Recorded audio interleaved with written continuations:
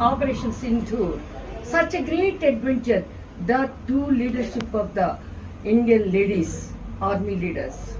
ఈ రోజు నాకు ఎంత గర్వకారణంగా అనిపిస్తుందంటే భారతమాతకి జై, భారత నారికి వందనం.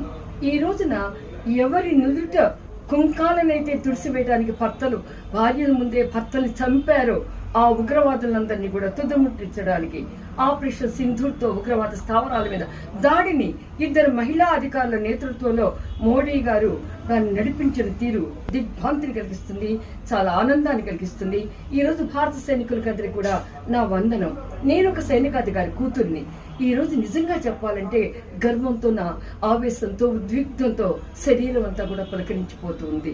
ఈ రోజు భారత మాతకి ఉగ్రవాదుల రూపంలో జరిగినటువంటి గాయాలను మార్చడం కోసం ఇద్దరు మహిళా నాయకుల యొక్క మహిళా సైనికాధికారి నేతృత్వంలో చేసిన ఈ ఆపరేషన్ సింధు, ఏ కసబ్ అయితే మన మీద బాంబే దాడుల్లో పాల్గొన్నాడో, ఏ ఎగ్జాక్ట్ అతనికి ట్రైనింగ్ ఇచ్చారో వాళ్ళందరి యొక్క ఆ విషయంలో మనకి ఈ రోజున వాళ్ళు ట్రైనింగ్ తీసుకున్న స్థావరాల మీద దాడి చేయడం నిజంగా భారతమాతకి జై అనిపించాల్సి వస్తుంది.